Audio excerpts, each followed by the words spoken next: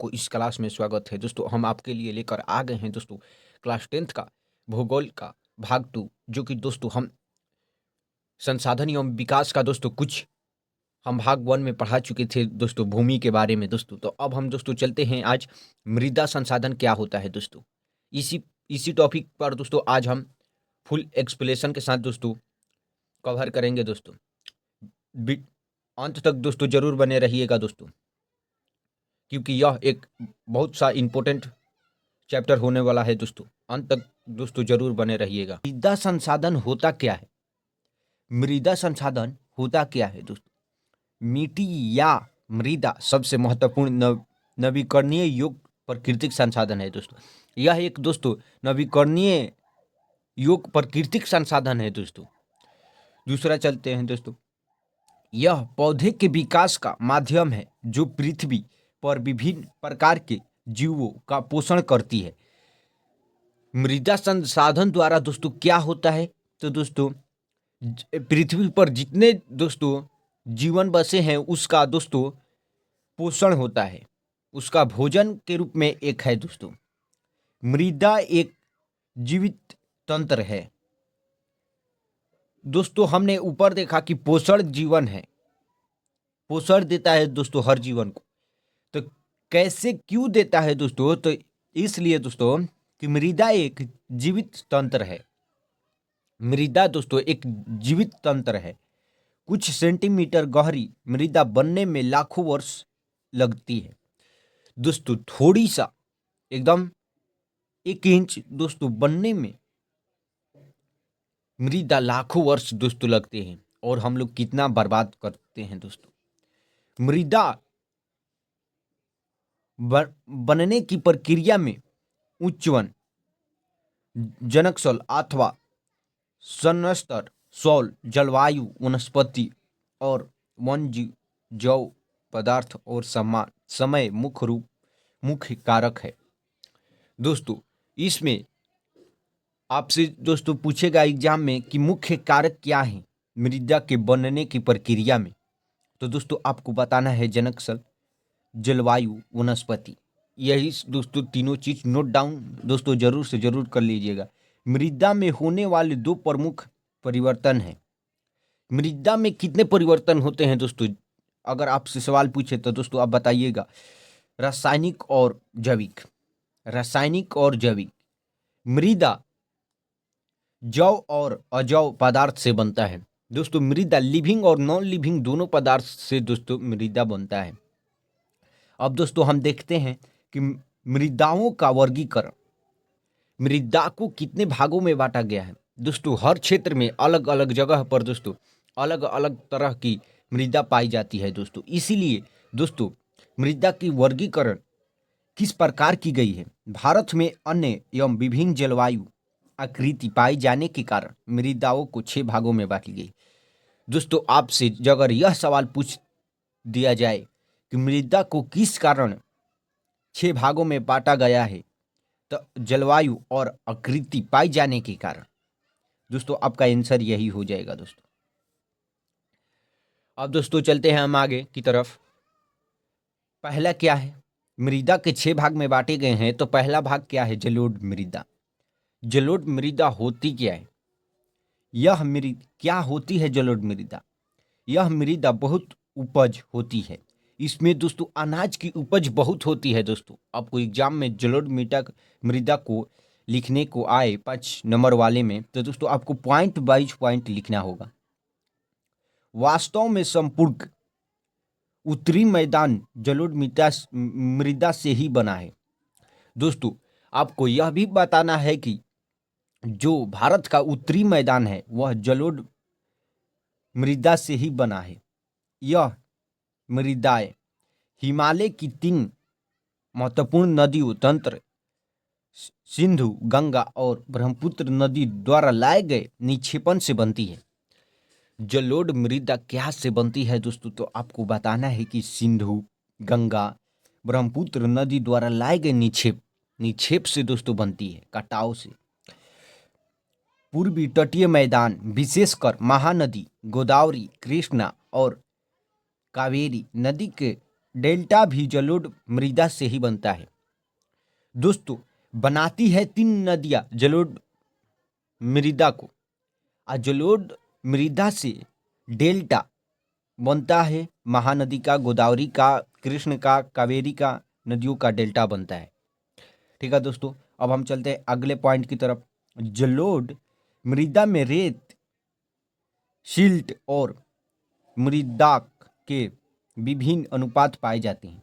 दोस्तों आपसे अगर यह पूछ दे कि जलोढ़ मृदा में क्या पाए जाते हैं, तो आपको दोस्तों आंसर देना है रेत, सिल्ट, मृत्तिका। ठीक है दोस्तों, अब दोस्तों आपको यह जानना जरूरी है कि जलोढ़ मृदा में कण पतली होती है कि मोटे। जलोढ़ मृदा में ऊपर पतली कणों और नीचे मोटे कणों होते हैं। दोस्तों जितना ऊपर होगा दोस्तों उतना पतली कण होंगे दोस्तों, और जितना नीचे होगा दोस्तों उतना मोटे कण होंगे दोस्तों। अब दोस्तों जलोढ़ मृदा को भी तो दोस्तों 2 भागों में बांटा गया होगा। तो जलोढ़ मृदा को दोस्तों 2 भागों में बांटा गया होगा, तो इस पे चर्चा दोस्तों हम करते हैं आगे की तरफ। तो किस आधार पर जलोढ़ मृदा को बांटा गया होगा दोस्तों, तो आपको यहाँ पर दिखाई दे रहा है दोस्तों कि आयु के आधार पर जलोढ़ मृदा को 2 प्रकार की होती है। आयु, उसकी उम्र के आधार पर दोस्तों, पुराना जलोढ़ मृदा, नया जलोढ़ मृदा। बांगर, खादर दोस्तों 2 प्रकार के होते हैं, एक बांगर, एक खादर। पुराने जलोढ़ मृदा को दोस्तों क्या कहा जाता है? बांगर। नए जलोढ़ मृदा को क्या कहा जाता है? खादर। ठीक है दोस्तों, बांगर मृदा में कंकर पथली ग्रंथियों की मात्रा ज्यादा होती है। कंकड़ की दोस्तों जास्ती मात्रा होता है। खादर में दोस्तों आपको बताना होगा कि खादर मृदा में बांगर मृदा की तुलना में ज्यादा महीन कण पाए जाते हैं। दोस्तों जो नया जलोढ़ मृदा होती है दोस्तों, उसको पहचानने के लिए खादर कहा जाता है जिसको दोस्तों, तो उसका महीन कण होगा तो वह खादर होगा, और जिसका थोड़ा मोटा कण होगा दोस्तों उसको बांगर कहेंगे। दोस्तों अब हम चलते हैं आगे की तरफ। तो जलोढ़ मृदा में क्या क्या पाए जाते हैं दोस्तों? अधिकतर जलोढ़ मृदाएं पोटास, फास्फोरस और चूनायुक्त होती है दोस्तों।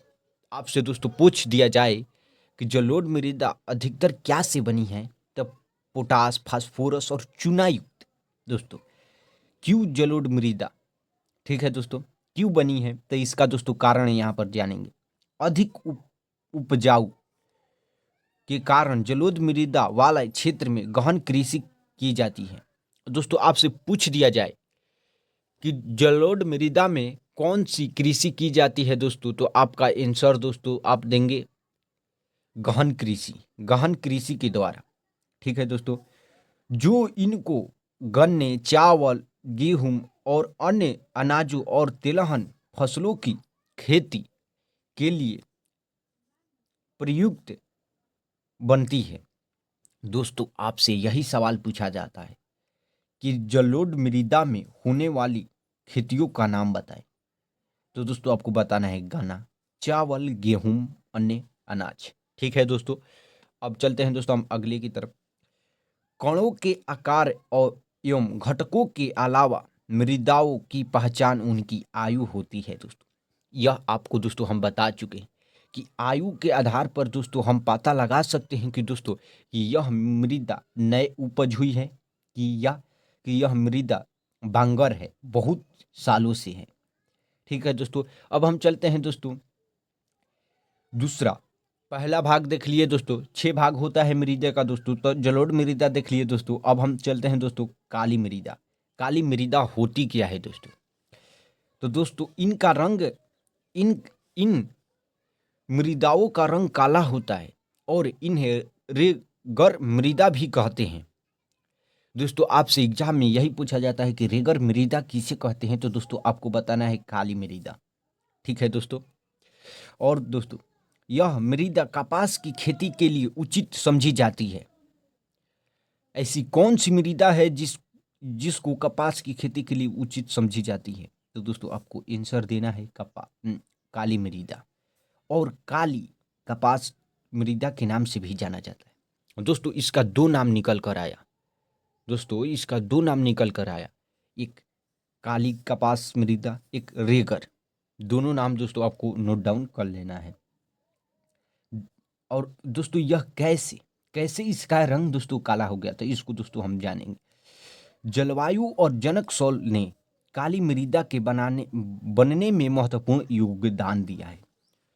दोस्तों आपसे सवाल पूछ दे कि काली मृदा को बनने में दो कारकों का नाम बताएं, तो दोस्तों आपको बताना है जलवायु और जनक सॉल। ठीक है दोस्तों, अब दोस्तों हम चलते हैं आगे की तरफ। काली मृदाएं दक्कन पठार क्षेत्र के उत्तर पश्चिम भागों में पाई जाती हैं। दोस्तों आपसे यह भी सवाल पूछ दे सकता है कि काली मृदाएं कहाँ पाई जाती है, तो दक्कन पठार के पश्चिम भागों में। ठीक है दोस्तों, यह मृदाएं महाराष्ट्र, मालवा, मध्य प्रदेश और छत्तीसगढ़ के पठार पर पाई जाती है। यह और कहाँ पाई जाती है, तो दोस्तों महाराष्ट्र, मालवा, मध्य प्रदेश और छत्तीसगढ़ के पठार पर पाई जाती है। दक्षिण पूर्वी दिशा में गोदावरी और कृष्ण की घाटियों तक फैली है। दोस्तों इसका अगर आपसे यह वर्णन करने के लिए दोस्तों कह दे कि यह कहाँ कहाँ तक फैली है, तो दोस्तों आपको बताना है गोदावरी और कृष्ण नदी के घाटी तक फैली है दोस्तों। अब दोस्तों चलते हैं कि ये सब क्यों जलवायु और जनक सॉल से बनी है। दोस्तों इसका हम एक कारण जान लेते हैं। दोस्तों काली मृदा बहुत महीन कणों अर्थात मृत्तिका से बनी है। इसका नमी, दोस्तों आप यहाँ पर देख रहे हैं कि नमी धारण करने की क्षमता बहुत होती है। दोस्तों इसमें ह्यूमिडिटी दोस्तों ज़्यादा होता है। इसमें ह्यूमिडिटी का दोस्तों मात्रा दोस्तों ज़्यादा होता है। ठीक है दोस्तों, अब चलते हैं दोस्तों हम आगे की तरफ। इसके अलावा ये मृदाएं कैल्शियम कार्बोनेट, मैग्नीशियम, पोटेशियम और चूने जैसे फोस्फेटिक तत्वों से परिपूर्ण होती है। दोस्तों यह आपसे सवाल पूछ ले कि यह जैसे दोस्तों हमने जलोढ़ मृदा में देखा कि पोटास, फास्फोरस और चूना युक्त होती है, तो इसमें दोस्तों क्या पाए जाते हैं, इसमें ऐसे कौन से कार्बन के कंपाउंड पाए जाते हैं, तो दोस्तों आपको तीन बताना है: मैग्नीशियम, पोटेशियम, कैल्शियम कार्बोनेट। ठीक है दोस्तों, परंतु इनमें फास्फोरस की कमी होती है। दोस्तों आपसे यह तीनों तो आपको ख्याल रहेगा दोस्तों, लेकिन दोस्तों आपका यह भी ऑप्शन में दे दे और पूछ दे कि कौन सी मात्रा में कमी होती है, तो दोस्तों आपको फास्फोरस आंसर देना पड़ेगा। दोस्तों अब चलते हैं दोस्तों हम आगे की तरफ। दोस्तों अब तीसरा भाग जो दोस्तों है इसका लाल और पीली मृदा। लाल और पीली मृदा क्यों कहा जाता है, क्या है और कैसे इसका उत्पत्ति हुआ, दोस्तों यह हम आपको बताएंगे। दोस्तों लाल और पीली मृदा क्या है। दोस्तों लाल मृदा दक्कन पठार के पूर्वी और दक्षिणी हिस्सों में रेवेदार अग्नीय पर कम वर्षा वाले भागों में विकसित हुई है। दोस्तों आपको काली मृदा दक्कन पठार के पश्चिम भागों में दोस्तों स्थित दिखने को मिली थी दोस्तों, और यह दोस्तों पूर्वी और दक्षिणी में पाई जाती है। और यह किस कारण उत्पन्न होती है दोस्तों, तो खादर अग्नीय पर रेवेदार अग्नीय पर कम वर्षा वाले भागों में विकसित हुई है।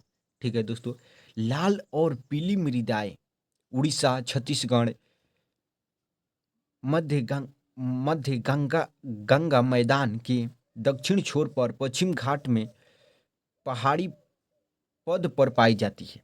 दोस्तों कहाँ पाई जाती है हम यही आपको बताए हैं पीछे कि यही सब क्वेश्चन पूछा जाता है, इसीलिए दोस्तों हम इम्पोर्टेंट पॉइंट लेकर आए हैं। दोस्तों यह सब सब आपको नोट डाउन दोस्तों करते हुए चलना है। इन मृदाओं का लाल रंग रेवेदार, अग्नीय और रूपांतरित चट्टानों में लौह धातु के प्रसार के कारण होता है। दोस्तों अब आपको यह जानना जरूरी है कि यह लाल लाल रंग क्यों होता है। तो रेवेदार, अग्नीय और रूपांतरित चट्टानों में लोहे धातु के प्रसार के कारण, ठीक है दोस्तों। और इनका पीला रंग इनमें जल योजन के कारण होता है। पीला रंग क्यों होता है तो दोस्तों आपको बताना है, जल योजन के कारण दोस्तों होता है। दोस्तों हम आगे की टॉपिक की तरफ चलते हैं दोस्तों। दोस्तों अब हमारा आ गया दोस्तों तीसरा, चौथा पार्ट क्या है दोस्तों। तो हम आपको दोस्तों बता दें कि अब लेटराइट मृदा, यह मृदा में क्या होता है दोस्तों, यह मृदा बनी कैसी है दोस्तों, यह मृदा क्यों बनी है, ठीक है दोस्तों। इसमें दोस्तों क्या क्या उपज होता है दोस्तों, यह मृदा पाई कहाँ जाती है दोस्तों, ठीक है दोस्तों। हर मृदा की दोस्तों हर अपना एक गुण और मुख्य विशेषता होता है दोस्तों। इसी को दोस्तों आपको वर्णन करने को दोस्तों दे देता है। इसीलिए दोस्तों हम पॉइंट में लिख कर लाए हैं दोस्तों। लेटराइट मृदा अधिकतर गहरी तथा अम्लीक होती है। लेटराइट मृदा दोस्तों कैसी होती है, अधिकतर गहरी और अम्लीक होती है। इनमें सामान्यतः पौधे के पोषक तत्वों की कमी होती है। यह लेटराइट मृदा जहां पर होती है दोस्तों, वहां पर पेड़ पौधे की दोस्तों कमी होती है, ठीक है दोस्तों। यह आपको एक बात इंपॉर्टेंट जरूर से जरूर ख्याल रखना है दोस्तों। यह दोस्तों एक राजस्थानी में ही होगी, ठीक है दोस्तों। लेटराइट मृदा निर्माण उष्ण कटिबंधीय तथा उपोष्ण कटिबंधीय जलवायु क्षेत्र में आर्द्र तथा शुष्क ऋतुओं के बार एक आने के कारण होती है। यह क्यों होती है दोस्तों, यह तो हम आपको बताए ना कि इसमें यह भी जानेंगे कि दोस्तों यह क्यों होती। तो यह दोस्तों जलवायु के क्षेत्र में आर्द्र और शुष्क ऋतुओं के एक के बार एक आने के कारण दोस्तों लगले अब जल्द ही दोस्तों अब जलवायु चेंज होने वाला है। इसी के कारण दोस्तों यह भारी वर्षा से अत्यंत निछालन का परिणाम है। जब दोस्तों भारी वर्षा होता है तो इसका दोस्तों कटाव होता है। दोस्तों अब हम यह जानेंगे कि यह पाई कहाँ जाती है। यह अधिकतर दक्षिण राज्य महाराष्ट्र के पश्चिम घाट क्षेत्र, उड़ीसा, पश्चिम बंगाल के कुछ क्षेत्रों भागों तथा उत्तर पूर्वी प्रदेशों में पाई जाती है।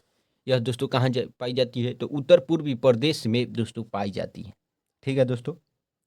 अब दोस्तों चलते हम आगे की तरफ, जहां इन मिट्टियों में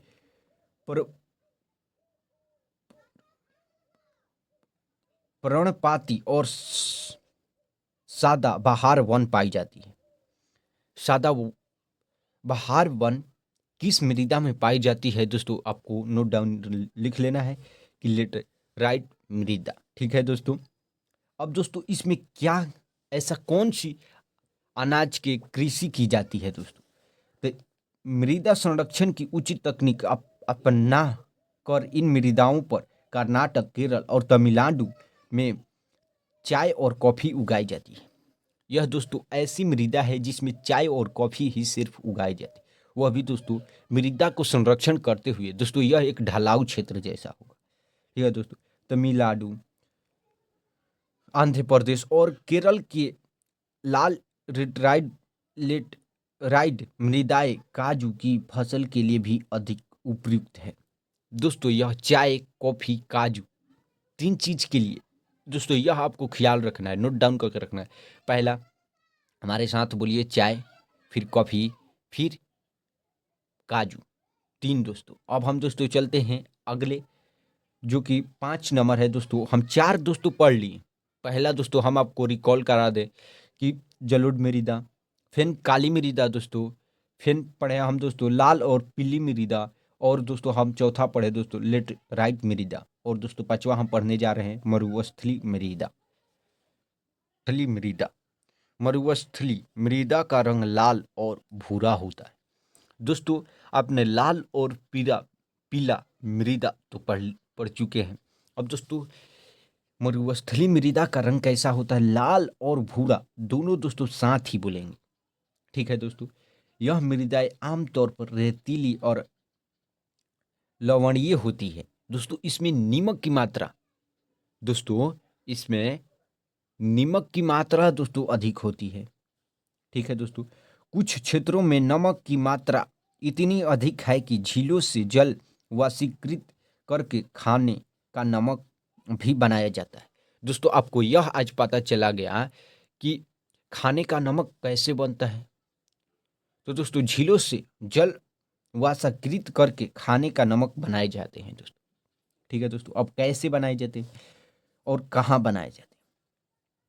शुष्क जलवायु और उच्च तापमान के कारण जलवाष्पन दर कम अधिक है और मृदाओं में ह्यूमस और नमी की मात्रा कम होती है। दोस्तों इसमें आपको देखना है कि ह्यूमस और नमी की मात्रा कम होती है दोस्तों। ठीक है दोस्तों, मृदा की सतह के नीचे कैल्शियम की मात्रा बढ़ती चली जाती है और नीचे की परतों में चूने के कंकड़ की सतह पाई जाती है। नीचे दोस्तों क्या पाई जाती है, तो चूने के कंकड़। ठीक है दोस्तों, चूने के कंकड़। इसके कारण में जल अतः संयदन अवरोध हो जाता है। जल क्या हो जाता है दोस्तों, तो संयदन अवरोध हो जाता है दोस्तों। दोस्तों लास्ट जो है दोस्तों वन मृदा दोस्तों होता क्या है। वन मृदा दोस्तों नदी घाटियों में यह मृदा दोमट और सिल्टेदार होती है। दोस्तों आपसे पूछ दे एग्जाम में कि वन मृदा क्या होता है, तो दोस्तों आपको बताना है दोमट और सिल्टेदार होता है दोस्तों। यह मृदाएं आमतौर पर पहाड़ी और पर्वतीय क्षेत्र में पाई जाती है। यह मृदा दोस्तों कहाँ पर पाई जाती है, पहाड़ी और पर्वतीय क्षेत्र में पाई जाती है जहाँ प्राप्त वर्षा वन उपलब्ध है। यह दोस्तों वहाँ पाई जाती है जहाँ वर्षा वन उपलब्ध है। ठीक है दोस्तों, हिमालय की हिमाच्छादित क्षेत्रों में इन मृदाओं का बहुत अपर्दन होता है। दोस्तों आपसे पूछ दे कि इनका अपर्दन कहाँ होता है, तो हिमाचल छिद्र क्षेत्रों में दोस्तों होता है। दोस्तों अब हम आगे की तरफ चलते हैं। दोस्तों अब आगे इसमें यह है कि यह अधिक सिलिक एसिड तथा ह्यूमस रहित होती है। रहित मतलब दोस्तों यह खोई हुई है। ठीक है दोस्तों, नदी घाटियों के निचले क्षेत्र विशेषकर नदी स्वप्न और जलोढ़ पंखों इत्यादि में यह मृदा उपज होती है। स्वप्न मतलब दोस्तों जहाँ पर मुड़ाव होता है वहाँ पर इस मृदा का उपज होता है। ठीक है दोस्तों, अब हम मृदा के सब वर्गीकरण पर दोस्तों हम पढ़ लिए। अब दोस्तों मृदा का क्या क्या होता है दोस्तों ये पढ़िए। अब दोस्तों मृदा का अपर्दन और संरक्षण के बारे में दोस्तों पढ़ेंगे। ऐसा कौन कौन से कारक है जो मृदा को अपर्दन करते हैं और ऐसे कौन कौन से कारक हैं जो मृदा को संरक्षण का भी काम करते हैं। दोस्तों मृदा के कटाव और बहाव की प्रक्रिया को मृदा अपर्दन कहा जाता है। दोस्तों आपको दोस्तों यह नोट डाउन कर लेना होगा दोस्तों कि मृदा के कटाव और उसके बहाव की प्रक्रिया को मृदा अपर्दन कहा जाता है।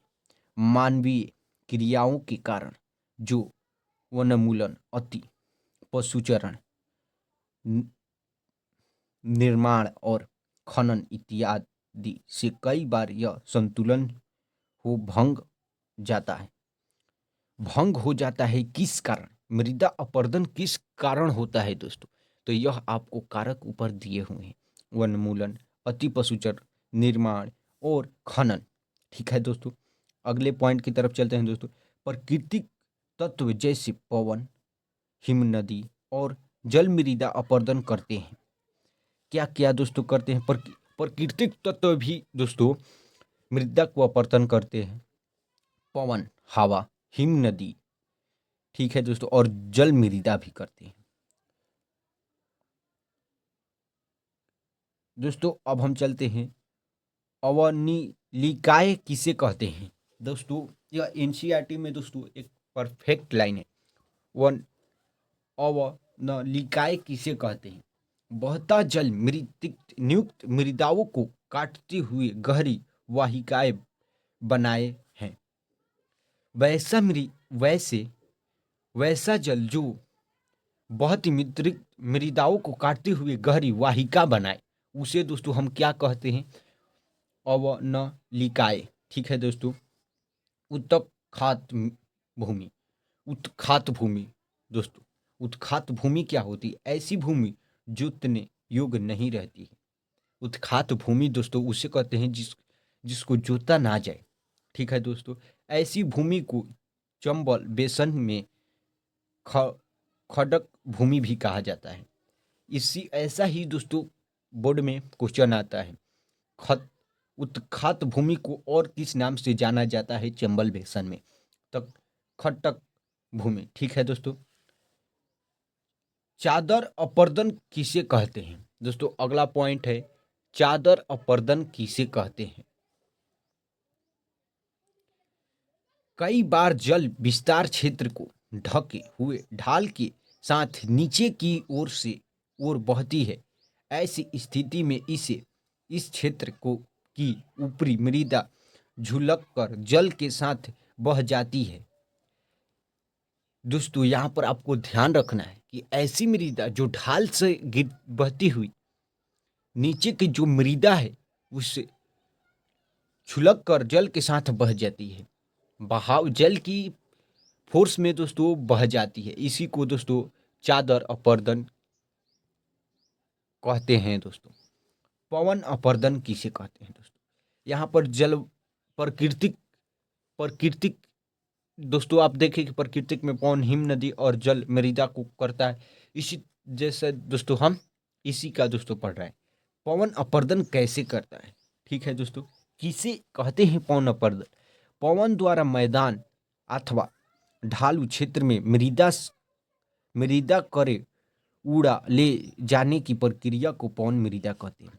मृदा को दोस्तों यह उड़ा कर लेकर चल जाता है, इसलिए दोस्तों इसे पवन मृदा कहा जाता है। कृषि के गलती तरीके से भी मृदा अपर्दन होता है। दोस्तों यहाँ पर एक पॉइंट है कि कृषि से भी मृदा अपर्दन होता है दोस्तों। अब दोस्तों हम चलते हैं संरक्षण की तरफ, ठीक है दोस्तों। समोच्चयी जुताई किसे कहते हैं? समोच्चयी जुताई किसे कहते हैं? वैसा भूमि जो ढाल वाली भूमि पर समोच्चयी रेखाओं के समांतर हल चलाने के ढाल के साथ जल बहाव की गति घटित है।